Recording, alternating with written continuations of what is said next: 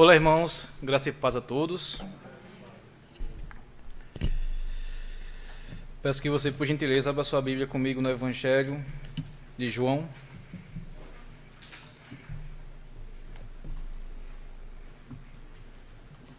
No capítulo 3 do Evangelho de São João. Iremos ler a partir do versículo 1. Todos encontraram? Assim diz a palavra do Senhor. Havia entre os fariseus um homem chamado Nicodemos, um dos principais dos judeus. Este, de noite, foi até Jesus e lhe disse: Rabi, sabemos que o Senhor é mestre vindo da parte de Deus, porque ninguém pode fazer estes sinais que o Senhor faz, se Deus não estiver com ele. Jesus respondeu: em verdade lhe digo, que se alguém não nascer de novo, não pode ver o reino de Deus. Nicodemos perguntou: como pode um homem nascer sendo velho? Será que pode voltar ao ventre materno e nascer uma segunda vez? Jesus respondeu: em verdade lhe digo, quem não nascer da água e do Espírito não pode entrar no reino de Deus. O que é nascido da carne é carne, o que é nascido do Espírito é Espírito. Não fique admirado por eu dizer: vocês precisam nascer de novo. O vento sopra onde quer, você ouve o barulho que ele faz, mas não sabe de onde ele vem, nem para onde vai. Assim é todo o que é nascido do Espírito. Então Nicodemos perguntou: como pode ser isso? Jesus respondeu: você é mestre em Israel e não compreende estas coisas? Em verdade lhe digo, que se nós falamos o que sabemos e damos testemunhos do que vemos, mas vocês não aceitam o nosso testemunho, se vocês não creem quando falo sobre coisas terrenas, como crerão se eu lhe falar sobre as celestiais? Ora, ninguém subiu ao céu a não ser aquele que de lá desceu, o Filho do Homem. E assim como Moisés levantou a serpente no deserto, assim também é necessário que o Filho do Homem seja levantado, para que todo o que nele crê tenha a vida eterna. Ore junto comigo. Ó Senhor Deus bendito, Pai, te louvo e te agradeço, ó Deus, pelos louvores que já entoamos a Ti, a nossa adoração, Pai, por meio dos louvores, dos cânticos, e também, Senhor Deus amado, do ofertório. Agora, Deus, eu venho te rogar também ao Teu Santo Espírito, que fale conosco, ó Pai, por meio da Sua palavra. Ó Deus, essa palavra é Tua e este é o Teu povo, ó Pai. Que o Senhor Deus amado venha falar com cada coração que aqui está nessa noite, segundo a Sua boa vontade, pois o Senhor conhece, Pai, a necessidade de cada um que aqui está. Deus, queremos ouvir tão somente a Tua voz. Fala conosco. Em nome de Jesus, amém.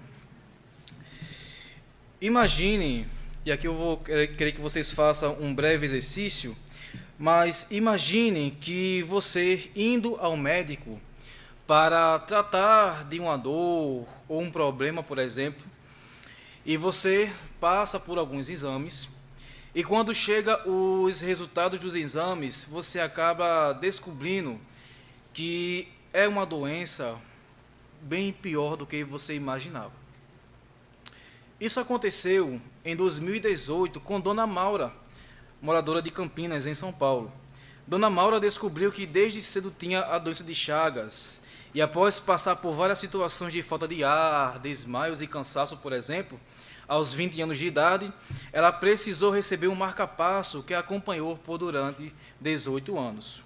Mas Dona Maura voltou a sentir os cansaços, falta de ar novamente, já não conseguia mais tomar o seu banho direito e precisou trocar o marca-passo para ver se melhorava, se dava algum resultado, e não melhorou. O marca-passo que devia ajudar o seu coração, que devia ajudar a melhorar a vida da Dona Maura, já não estava mais resolvendo.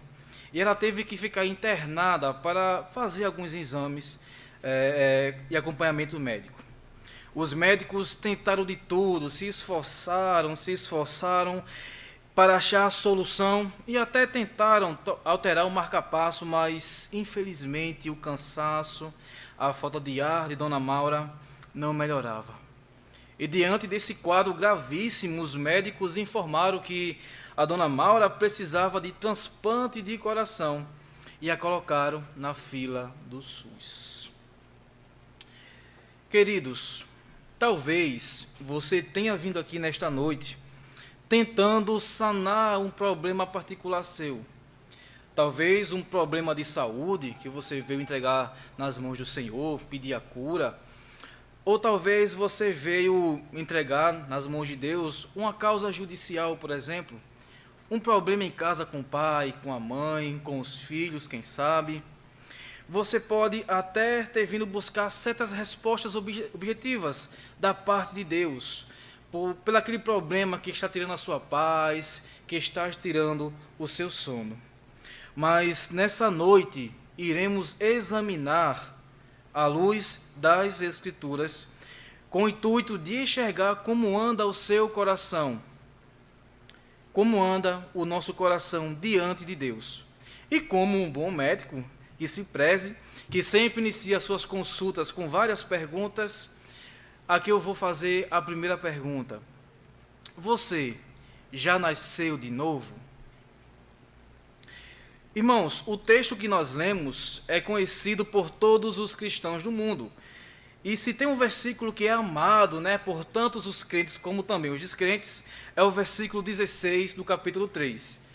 Quem sabe? Porque Deus amou o mundo, que deu seu Filho unigênito, que não pereça, mas tenha vida eterna. Pois bem, esse é o versículo que é mais conhecido deste capítulo, mas nós não iremos nos deter neles hoje, nós não iremos aprender com ele hoje. Nós iremos caminhar, sim, pelos versículos de 1 a 15, que nós já lemos.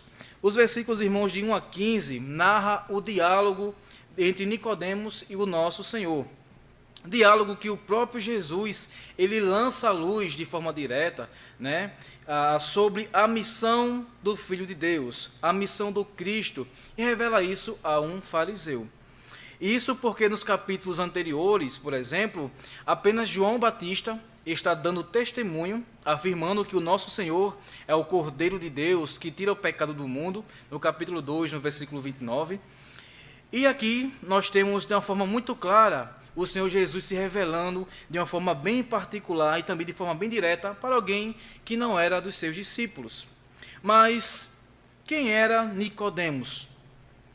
O texto do capítulo 3 nos dá poucas informações, mas que são de muita importância para a gente entender e saber quem era Nicodemos. Nicodemos era um dos principais dos fariseus. Em algumas versões vai dizer que era príncipe dos fariseus. Ou seja, era uma pessoa da mais alta honra do farisaísmo daquele tempo, uma pessoa de honraria, uma pessoa de mais relevância daquele tempo. Os fariseus, como nós sabemos, era um grupo religioso dentro do judaísmo que se vangloriava por sua religiosidade exacerbada, por uma piedade externa, sabe? O que foi muitas vezes confrontados, por exemplo, pelo nosso Senhor. Veja comigo em Mateus, no capítulo 16.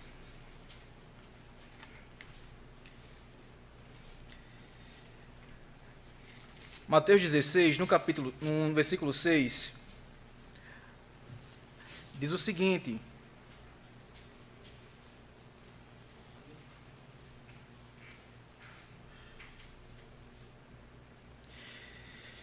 E Jesus lhe disse: fiquem atentos e tenham cuidado com o fermento dos fariseus e dos saduceus. Versículo 11 e 12. Como não compreende o que eu não estava falando com vocês a respeito de pães? Tenham cuidado com o fermento dos fariseus e dos saduceus. Então entenderam que Jesus lhes tinha dito que tivesse cuidado não com o fermento usado no pão, mas com a doutrina dos fariseus e saduceus. Agora dê um pulo comigo para Lucas, no capítulo 18, que a gente vai ver mais uma vez o Senhor Jesus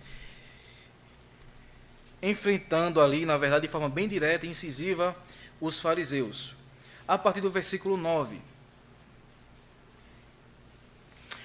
Então os discípulos de Jesus lhe perguntaram o que significava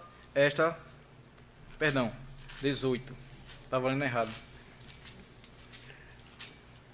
Lucas 18, a partir do versículo 9. Jesus também contou esta parábola para que alguns confiavam em si mesmo. pois se consideraram justos e desprezavam os outros. 2 homens foram ao templo para orar, e um era fariseu e o outro era publicano. O fariseu ficou em pé e orava de si para si mesmo desta forma: Ó Deus, graças te dou, porque não sou como os demais homens, roubadores, injustos e adúlteros, nem ainda como este publicano. Jejuo 2 vezes por semana e dou o dízimo de tudo que ganho. O publicano, estando em pé, longe, nem mesmo ousava levantar os olhos para o céu, mas batia no peito, dizendo: Ó Deus, tem pena de mim, que sou pecador.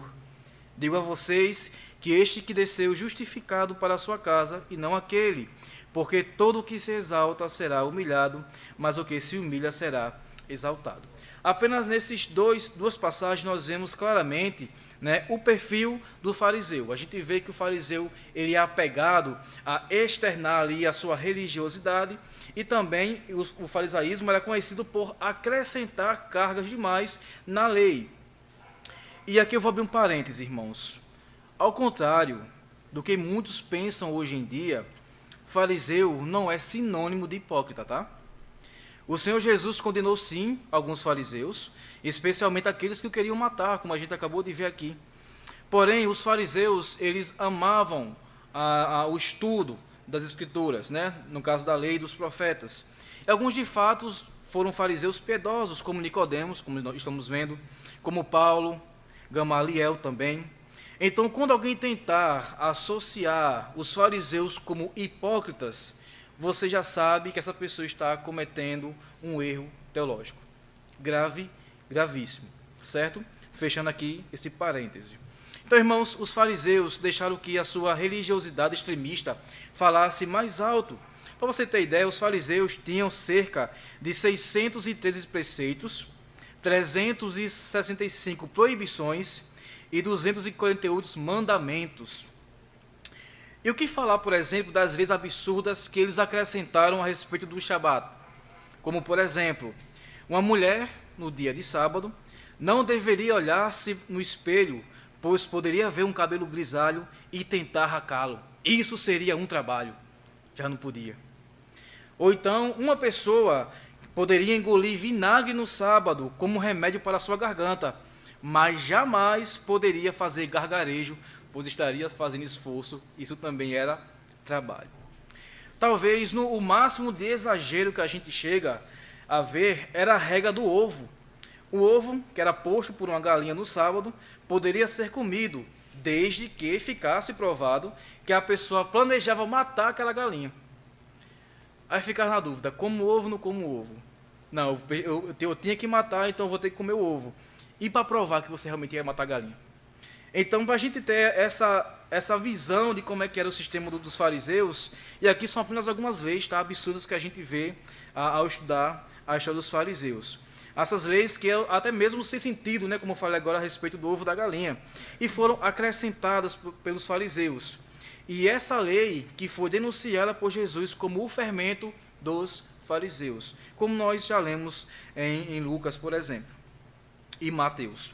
Pois bem, irmãos, Nicodemos era um dos principais representantes desse povo, e quer dizer que ele compunha o Sinédrio como uma das principais autoridades dentro do sistema religioso daquele tempo. Então, Nicodemos era uma pessoa de grande prestígio, de grande ali, era bem quisto na população.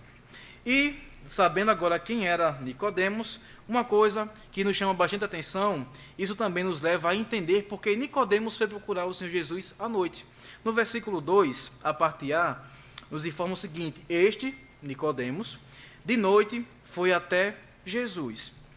João relata, irmãos, que Nicodemos foi encontrar-se com Jesus à noite, ou seja, longe da vista de todos, na surdina, né, para que ninguém o reconhecesse, ninguém o visse, por exemplo, porque talvez o Nicodemos estivesse pensando em resguardar a sua imagem pública, não querendo que a sua imagem de fariseu, a sua imagem aí dos principais dos sinédrios, estivesse associada ao Senhor Jesus. E também, antes aconteceu a purificação do templo, onde o Senhor Jesus, no capítulo 2, João vai narrar que ele entra, né, com açoite ali, expulsando os cambistas, derrubando dinheiro, expulsando realmente todo mundo, fazendo a limpeza. Mas essa atitude de Nicodemos, irmãos, me faz pensar e até mesmo questionar, ao ver Jesus nas escondidas, por exemplo, se essa também não é a posição de muitos de vocês que estão aqui hoje. Que durante o dia, aos olhos de todo mundo, negligencia o Senhor, sabe? Até chega a escarnecer da fé cristã, da palavra de Deus, dos louvores, escarnece até mesmo o nome do nosso Senhor Jesus, mas quando chega a noite, corre para os pés do Senhor. Vai orar no seu quarto, vai cantar um louvor, vai escutar uma pregação. Muitos homens, muitos jovens, por exemplo, muitas senhoras e senhores, temem servir a Deus, temem até serem vistos adentrando em uma igreja, para de, não certo modo, ser taxado como religioso, de quadrado, de ignorante.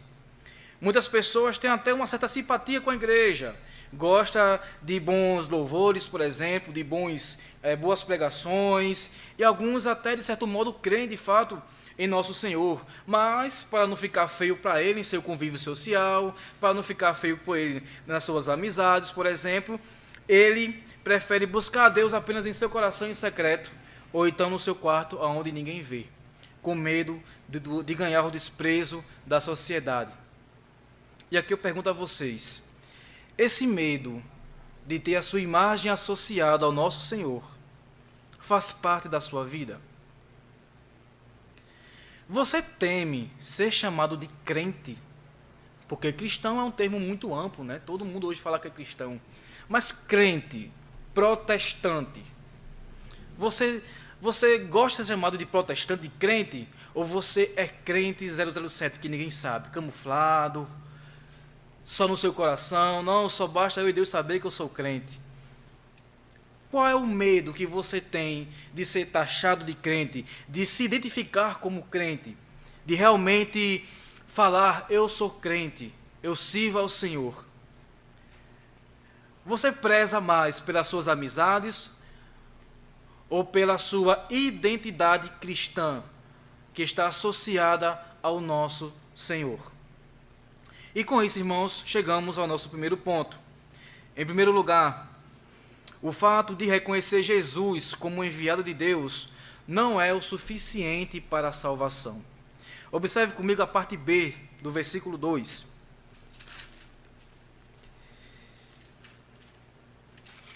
Rabi, sabemos que o Senhor é mestre vindo da parte de Deus, porque ninguém pode fazer estes sinais que o Senhor faz se Deus não estiver com ele. Nicodemos aqui, irmãos, deixa de uma forma muito clara de que ele reconhece o Senhor Jesus como o Cristo, ou seja, como o enviado de Deus. A forma como Nicodemos trata o nosso Senhor, chamando de Rabi, que significa mestre, denota respeito e, de certo modo, uma certa reverência pelo nosso Senhor. Os judeus, irmãos, e em especial os fariseus, eram muito cuidadosos em aceitar ensinamentos e até mesmo atribuir o título de mestre para qualquer pessoa que chegasse falando na sinagoga, por exemplo, pois eles acreditavam que, de fato, ninguém poderia ensinar se esse não fosse enviado por Deus, se esse não viesse da parte de Deus. Por isso é comum ver eles, por exemplo, todo o tempo, todo instante, questionando a autoridade de Jesus após os seus ensinamentos e também após os seus milagres, como nós vimos aqui em Marcos 11, 28, que eles perguntam, com que autoridade fazes estas coisas? E para Nicodemos, o que de fato atestava que o Senhor Jesus é mestre, é o enviado de Deus, se dá pelos sinais que ele havia feito. Mas quais sinais? Nicodemos possivelmente estava no templo durante o episódio ali da purificação, onde o Senhor Jesus expulsa os cambistas. João não dá muitos detalhes, mas se a gente for, por exemplo, para Mateus, no capítulo 21, eu peço que você, por gentileza, vá comigo. Mateus, no capítulo 21, fica um pouco mais claro.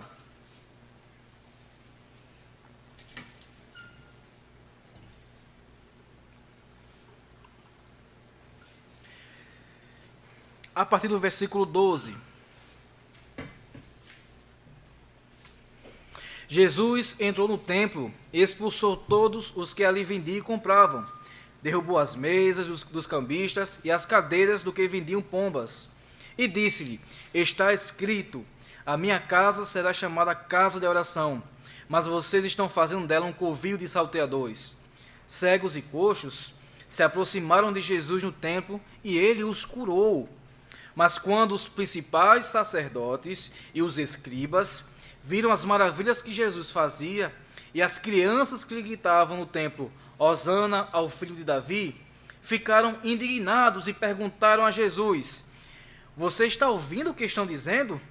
Jesus respondeu: sim. Vocês nunca leram? Da boca de pequeninos e criança de peito tiraste o perfeito louvor? E deixando-os saiu da cidade e foi para Betânia, onde passou a noite. Então, irmãos, são estes os sinais que Nicodemos declara, né, que ali vão comprovar, que vão atestar que de fato o Senhor Jesus é mestre enviado da parte de Deus. Os sinais como o cego vendo, né, os coxos andando normalmente e as crianças rendendo ali o perfeito louvor, dizendo hosana ao Filho de Deus.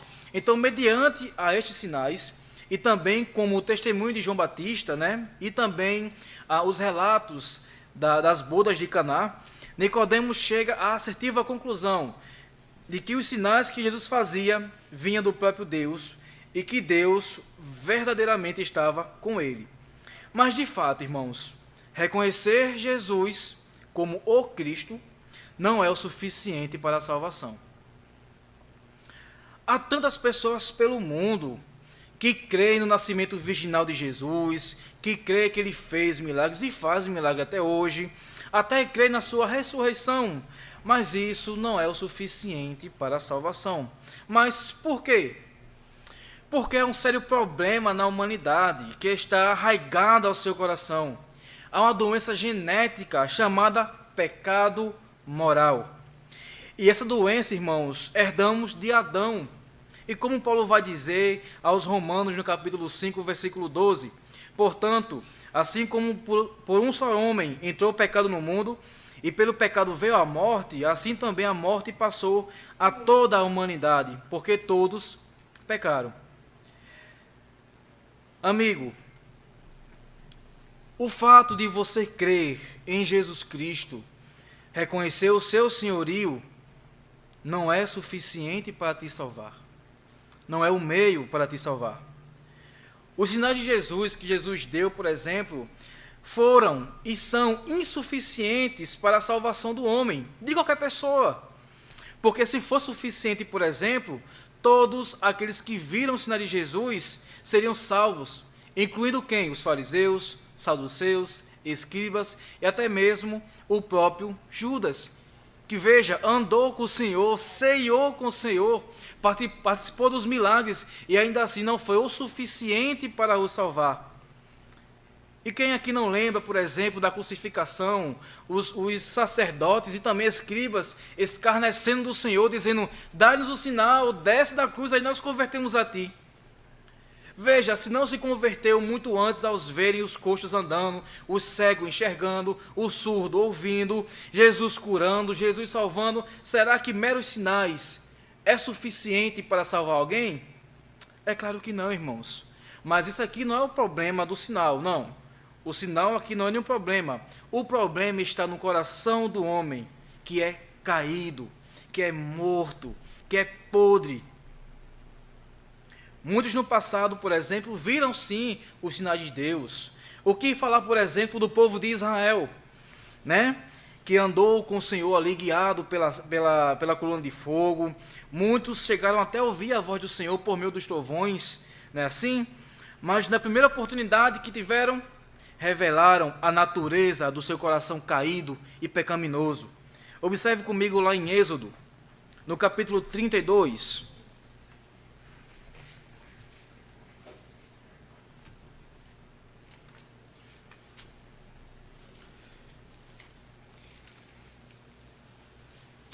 A partir do versículo 1. O povo viu que Moisés demorava para descer do monte. Então reuniu-se em volta de Arão e disse: levante-se, faça para nós deuses que vão adiante de nós. Pois quanto a este Moisés, o homem que nos tirou do Egito, não sabemos o que lhe aconteceu.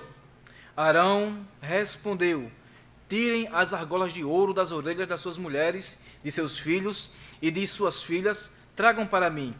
Então todo o povo tirou das orelhas as argolas e as trouxe a Arão. Este, recebendo-a das mãos deles, trabalhou no ouro com um buril e fez dele um bezerro de metal fundido. Então disseram: são estes, ó Israel, os seus deuses, que tiraram da terra do Egito. Arão, vendo isso, edificou um altar diante do bezerro e fez a seguinte proclamação: amanhã haverá festa ao Senhor. No dia seguinte, madrugaram, ofereceram holocaustos e trouxeram ofertas pacíficas. E o povo sentou-se para comer e beber, e levantou-se para se divertir. Então o Senhor disse a Moisés: vá, desça, porque o seu povo, o povo que você tirou do Egito, se corrompeu. E depressa se desviou do caminho que eu lhe havia ordenado. Fez para si um bezerro de metal fundido, o adorou e lhe ofereceu sacrifícios, dizendo: são estes, ó Israel, os seus deuses, que tiraram você da terra do Egito. Até aqui, irmãos. Então veja, se o povo que viu, por exemplo, o mar se abrindo na sua frente, se o povo que, por exemplo, viu Deus derrotando Faraó, o Egito e também os deuses egípcios por meio das pragas, o povo que, por exemplo, recebeu a providência do Senhor comendo um maná enviado por Deus, o povo que recebeu a providência de Deus comendo as codornizes que chegavam no arraial, e o que eles fizeram? Deram as costas para o Senhor na primeira oportunidade que tiveram. Voltaram-se aos seus ídolos, fazendo assim os seus ídolos, os seus deuses, e ainda se levantaram para se divertir, para comer, para beber, tudo aquilo que o seu coração queria, porque o seu coração era caído. E os sinais de Deus, irmãos, são insuficientes para a salvação. Muitos hoje em dia fazem a mesma coisa, por exemplo. Provam dos milagres de Deus, dos sinais de Deus, mas não são salvos. Por quê? E é isso aí que nós vamos ver no segundo ponto. Em segundo lugar, porque a salvação genuína ocorre primeiro no coração. A genuína conversão ocorre primeiro no coração do homem. Observe comigo o versículo 3 de João, onde nós lemos: Jesus respondeu: em verdade lhe digo que se alguém não nascer de novo, não pode ver o reino de Deus. Irmãos, aqui é interessante observar que o nosso Senhor responde logo com a sentença, né? Em verdade, que é usada para dar ênfase, ou então para chamar a atenção em algo, trazendo ali a atenção para o que vai ser dito depois dessa sentença.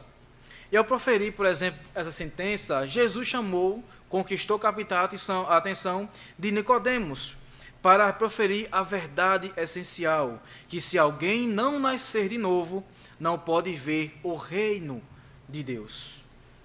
Em outras palavras, se você não se converter de todo o seu coração, de nada valerá me chamar de mestre, vindo da parte de Deus. Se você não se converter de todo o seu coração, não vai adiantar nada você proferir que o nosso Senhor é o Cristo enviado de Deus. Isso aqui, irmãos, também vale para nós, tá? Não é só para os descrentes, não. Nós que somos religiosos, que somos crentes, né, que conhecemos a palavra, assim como Nicodemos, porque Nicodemos era um homem muito religioso, como nós já vemos anteriormente, conhecia muito bem os ensinamentos da lei e também dos profetas, conhecia apenas as palavras da lei, mas não tinha um real conhecimento do Senhor da lei em seu coração.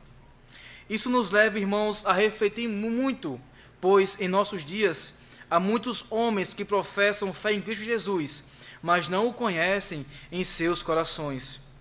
Muitos acham que só pelo fato de ser batizado nas águas, de participar da ceia, de pregar, de cantar, de dizimar, de vir ao culto, por exemplo, acham que nasceram de novo, quando não nasceram. E pergunto mais uma vez a você: você já nasceu de novo? Você que frequenta os nossos cultos e também os cultos de outras igrejas, por exemplo, já nasceu de novo? Você que se arrumou para vir para o culto, para adorar o Senhor, já nasceu de novo? Você que nasceu em um lar cristão, nasceu de novo? Provou a genuína conversão? Você de fato pode falar, pode até cantar um cântico da harpa cristã, que mudança em mim fez o meu bom Jesus, vindo ele ao meu coração? Você pode falar isso de verdade? A sua vida denota isso? As suas amizades comprovam que você de fato nasceu de novo? O seu testemunho público comprova que de fato você nasceu de novo? O seu quarto, ele pode comprovar que você de fato nasceu de novo? Aquilo que você faz às escondidas, onde ninguém vê, por exemplo, comprova que de fato você nasceu de novo? Ou você está apenas seguindo enganado, vindo aos cultos, aparentemente salvo, né? Externamente salvo, ofertando com alegria, cantando a Deus com total devoção, mas com o coração caído, morto, podre por dentro? Pergunto mais uma vez, irmãos, você já nasceu de novo? Já experimentou a genuína regeneração? O novo nascimento, irmãos, se dá no momento exato da conversão genuína. É quando o homem deixa de confiar em seus próprios méritos, em suas obras e em si próprio, e reconhece que ele é um pecador miserável que está caminhando para o inferno e que precisa de forma urgente de um Salvador. E o Salvador é Cristo Jesus. Então, na prática, o novo nascimento é acompanhado de uma genuína conversão. Isso implica em mudança de vida, mudança de comportamento. E o que é diferente que muitos acham que é uma lavagem cerebral. Não. O novo nascimento, ele é uma mudança de coração. Não apenas mental, mas é de coração. Tá? Muitos podem até falar, e também você pode dizer, irmão Anderson, mas eu sou muito bom. Eu sou muito correto em meus negócios, sabe? Eu nunca firei na minha vida, eu nunca roubei, eu devolvo o troco da padaria certinho, sabe? Eu sou muito bom, eu tenho um bom coração. Deus conhece. Será mesmo? Vamos observar, irmãos, o que as Escrituras falam a respeito do meu e do seu coração. Obviamente, antes de Cristo, tá? Em Gênesis 8, no capítulo 8, versículo 21, fala o seguinte: E o Senhor aspirou o aroma agradável, disse consigo mesmo, nunca mais vou amaldiçoar a terra por causa das pessoas, porque é mau o desígnio íntimo do ser humano, ou seja, é mau o seu coração, desde a sua mocidade. Também nunca mais vou destruir todos os seres vivos como fiz desta vez. Em Salmos 14, versos de 1 a 3, fala o seguinte: Diz o insensato no seu coração, não a Deus. São corruptos e praticam abominação. Já não há quem faça o bem. Do céu o Senhor olha para os filhos dos homens, para ver se há alguém que tenha entendimento, se há quem busque a Deus. Todos se desviaram e juntamente se corromperam. Não há quem faça o bem, não há nenhum sequer. Ainda em Salmos, agora no Salmo 58, no verso 3, diz o seguinte: Os ímpios se desviam desde a sua concepção, nascem e já se desencaminham, proferindo mentiras. E aqui cai, derruba aquela teoria de que o homem é bom, mas a sociedade o corrompe. Mas veja bem, rapidinho, se o homem é bom e a sociedade o corrompe, e se é o homem que faz a sociedade, afinal, quem corrompe quem? O homem por si só já é corrompido por natureza. Então, o homem mau, ele não é o resultado da sociedade má. Pelo contrário, a sociedade má é o resultado de um homem mau, de um homem caído. Mas vamos ver Jeremias, capítulo 17, versículo 9, que diz o seguinte: Enganoso é o coração, mais do que todas as coisas, e desesperadamente corrupto. Quem poderá entendê-lo? Uma prova, irmãos, de que o nosso coração é corrupto é a prova de hoje, por exemplo. Antes de chegar aqui, o que o seu coração pensou de perversidade? Antes mesmo de você botar o pé aqui na igreja, o que o seu coração se inclinou para tantas coisas mundanas, ímpias, até mesmo demoníacas? Isso, irmãos, só revela que, de fato, o nosso coração é caído. Mas eu quero que vocês, por gentileza, abram um texto de Romanos, que é muito conhecido,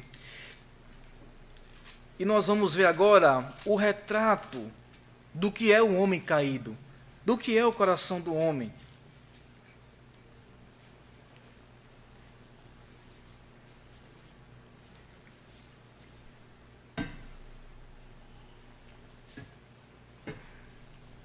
Você ainda acha que o seu coração é bom? Vamos ler. Romanos capítulo 1, a partir do versículo 21. Porque, tendo conhecimento de Deus, não glorificaram como Deus, nem lhe deram graças, pelo contrário, se tornaram nulos em seus próprios raciocínios, e o coração insensato deles se obscureceu. Dizendo que eram sábios, se tornaram tolos, e trocaram a glória de Deus incorruptível por imagens semelhantes ao ser humano corruptível, às aves, aos quadrúpedes e aos répteis. Por isso Deus os entregou à impureza pelos desejos do coração deles, para desonrarem o seu corpo entre si. Eles trocaram a verdade de Deus pela mentira, adorando e servindo a criatura em lugar do Criador, o qual é bendito para sempre. Amém. Por causa disso, Deus os entregou a paixões vergonhosas, porque até as mulheres trocaram o modo natural das relações íntimas por outro, contrário à natureza.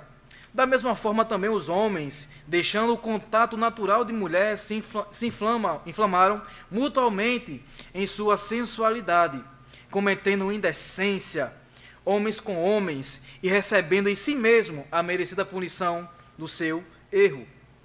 E por haverem desprezado o conhecimento de Deus, o próprio Deus os entregou a um modo de pensar reprovável, para praticarem coisas que não convêm. Estão cheios de todo tipo de injustiça, perversidade, avareza e maldade. Estão cheios de inveja, homicídio, discórdia, engano e malícia. São difamadores, caluniadores, inimigos de Deus, insolentes, arrogantes, orgulhosos, inventores de males, desobedientes aos pais, insensatos, desleais, sem afeição natural e sem misericórdia. Embora conheçam a sentença de Deus, de que os que praticam tais coisas são passíveis de morte, eles não somente as fazem, mas também as provam aos que as praticam. O que nós estamos vendo aqui, irmãos, é de fato o retrato do coração humano. Agora, você consegue olhar para si mesmo e entender porque você precisa nascer de novo? Ou você ainda continua achando que você é bom de coração? Que o seu coração é bom? Que o seu coração é puro? Quantas vezes você, por exemplo, desobedeceu ao seu pai e à sua mãe? Quantas vezes você teve o coração cheio de inveja, discórdia, por exemplo? Quantas vezes você, por exemplo, inventou males só para causar intriga, para causar mesmo uma bagunça, né? Para ali movimentar aquela situação? Quantas vezes? Se você respondeu que algumas vezes, o seu coração, sim, é caído e você necessita nascer de novo. Irmãos, nós somos podres por dentro, pois estamos mortos em nossos pecados. Por natureza, nascemos em Adão. Nascemos em estado de queda, de morte, por isso necessitamos nascer em Cristo Jesus, ou seja, nascer de novo, nascer do alto. E este é o problema, esse é o nosso quadro terrível diante de Deus, porque quando Deus, irmãos, olha para nós, Ele não consegue enxergar nada de bom, absolutamente nada. Sabe quando você pega um raio-x, por exemplo, de alguém, e você o confronta com a luz e consegue ver as mazelas, consegue ver, sabe, o nível de destruição que causou aquela pancada? É isso que Deus faz. Quando pega o coração do homem e confronta com sua santidade, Deus consegue ver o nosso coração, sabe de que modo? Podre, fétido, morto. E não um coração bom que muitos acham que tem, não. Nosso coração, irmãos, ele é enganoso, é perverso, é mau. E a menos que o Senhor Jesus Cristo nos transforme, nos regenere, Deus não irá nos aceitar. Mesmo que você faça boas obras, dê caridade, dê oferta, mesmo que você ajude o mendigo, não, as suas melhores obras são trapos de imundícias e nada poderá te salvar, a não ser a genuína conversão em nosso Senhor Jesus Cristo. Você só vai entrar no céu, você só vai ver o reino de Deus se você de fato nascer de novo para o Senhor Jesus Cristo. E pergunto mais uma vez, você já nasceu de novo? Talvez dos textos que nós lemos e também foram citados, você até caiu em convicção de pecado, juízo, e até agora está dizendo, eu quero nascer de novo. Senhor, eu quero nascer de novo. E aqui vai começar a vaguear alguns pensamentos, porque você possa até pensar, eu estou velho demais para ser crente. Eu estou muito velho para nascer de novo. Ou então você pode pensar, eu sou jovem demais para ser crente. Eu sou muito jovem para nascer de novo. E aqui são dois extremos onde o inimigo trabalha no coração do homem. A idade. Por quê? Porque a uns o diabo vai dizer, olha, você é velho demais para se arrepender. Deixe de moda. Você já aprontou muito, já fez muita besteira pelo mundo aí, você, como a gente fala aqui no Nordeste, você pintou o 7, você é um caso perdido, então tire a ideia da cabeça de ser crente. Você não tem mais tempo para isso não. Se conforme com a sua vida pecaminosa e se conforme que você vai partir dessa e que você se afundou em pecados. E também o diabo vai dizer aos jovens, por que não? Que você é jovem demais para se comprometer com o Evangelho, de que você tem muita coisa boa para viver, e de fato tem, de que você, sabe, vai ver ainda muitos prazeres, vai ter muitas delícias, e que, olha, Deus vai dar um desconto para você, porque você é jovem, você tem muita vida pela frente. Pergunta, irmãos, será? Será que de fato, por fato de você ser jovem, Deus vai lhe dar alguma prorrogação para você ser salvo? Porque essa é a ideia que o inimigo coloca em nossos corações, de que nós temos tempo de vida demais para viver nossos pecados, se deliciar, sabe? Se prostituir, beber, praticar fornicação, realmente viver a vida adoidado, e quando chegar um minutinho ou um dia antes da nossa morte, nós iremos aceitar o Senhor Jesus. Pergunto, será? Será que você sabe se vai chegar em casa hoje, pelo menos vivo?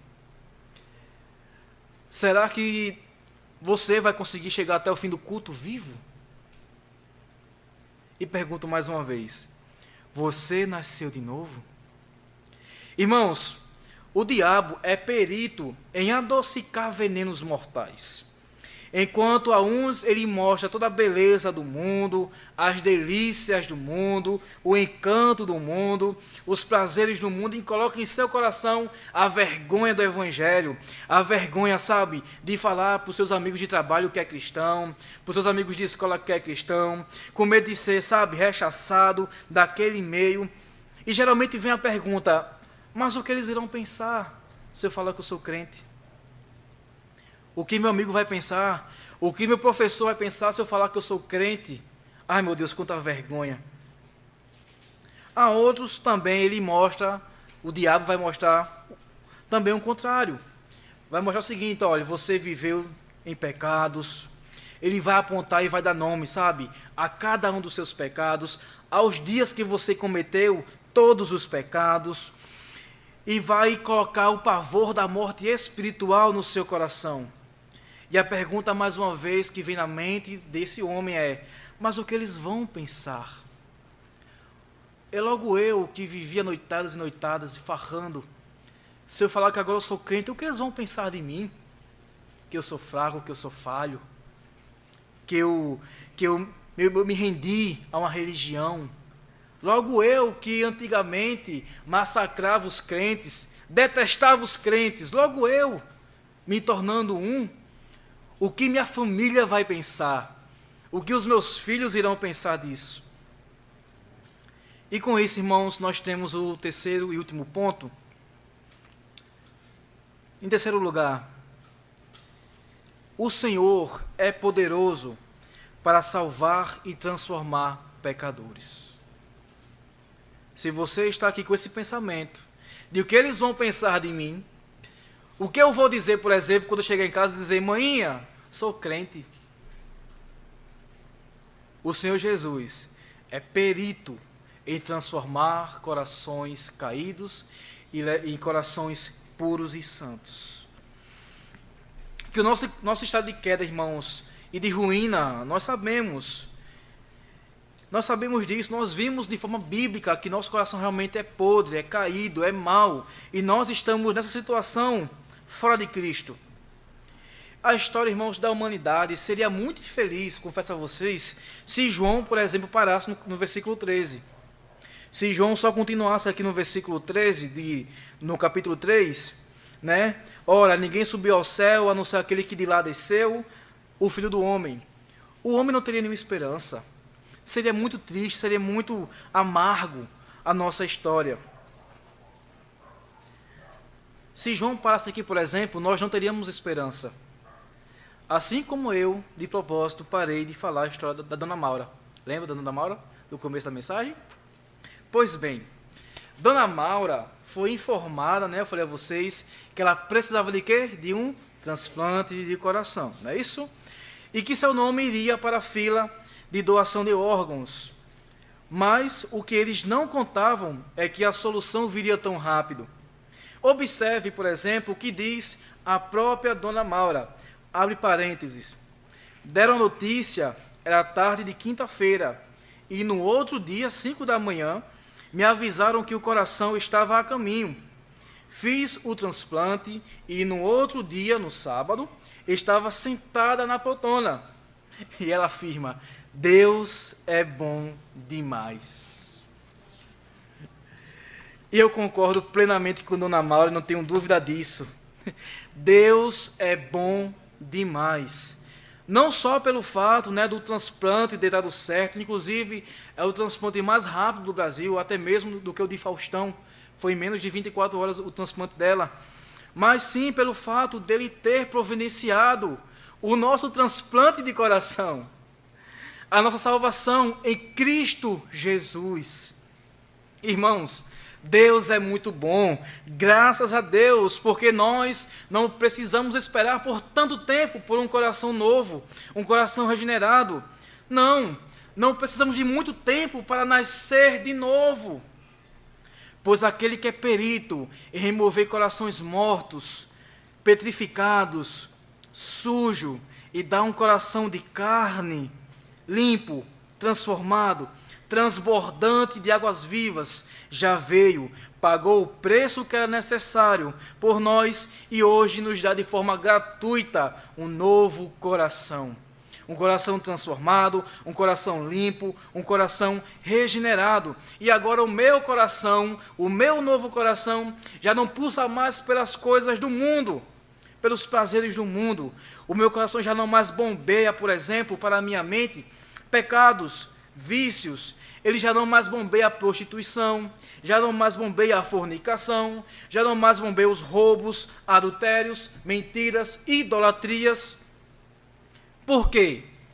Porque no momento que eu olhei para a cruz de Cristo, depositei no Filho de Deus toda a minha confiança e confessei os meus pecados, falei que eu sou insuficiente para me salvar, que eu dependo unicamente e exclusivamente dele, ele me deu um novo coração que agora bate, vibra e bombeia a sede da palavra de Deus, da presença de Deus, por santificação. Irmãos, o que é nascer de novo? É nascer em Cristo Jesus, somente nele. O que é nascer de novo? É tirar o coração carregado de pecados, colocar agora um coração preenchido por Deus, preenchido pelo Espírito Santo, e pensar e buscar as coisas que são do alto.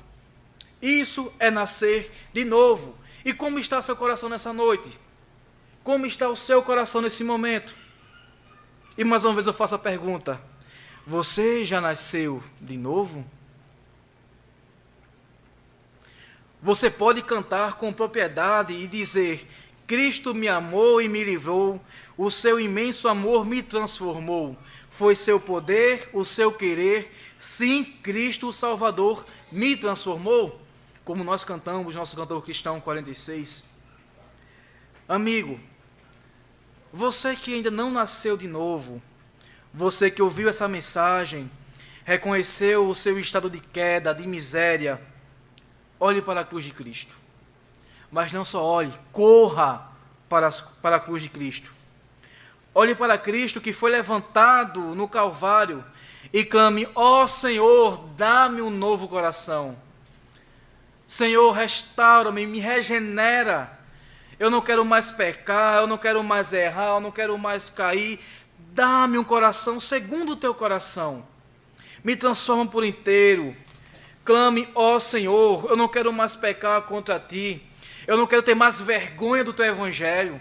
Eu não quero mais ter vergonha de falar que eu de fato sou crente. Ó Senhor, me faz nascer de novo. Preenche o meu coração. Dá-me a tua mão, dá-me teu Espírito. Senhor, eu quero nascer de novo. Olhe para a cruz, irmãos. Olhe somente para a cruz de Cristo. Enxergue nele a sua única salvação, pois ele é a sua única salvação. Não se prenda a nada nesse mundo. Tudo que o mundo pode oferecer é caído, é pecaminoso, é transitório. Mas o que Jesus pode oferecer, Ele pode dar, e Ele vai dar, é a vida eterna, mas somente para aqueles que nasceram de novo. Se você não nasceu de novo, lamento muito por você, pois você não vai nem poder ver o reino de Deus. Não poderá nem ver. Você não poderá nem cantar bate na porta do céu. Não poderá. Você não chegará nem lá. Porque no dia do juízo, você será separado do povo de Deus. Naquele dia você vai falar: Senhor, em teu nome eu preguei. Senhor, em teu nome eu curei.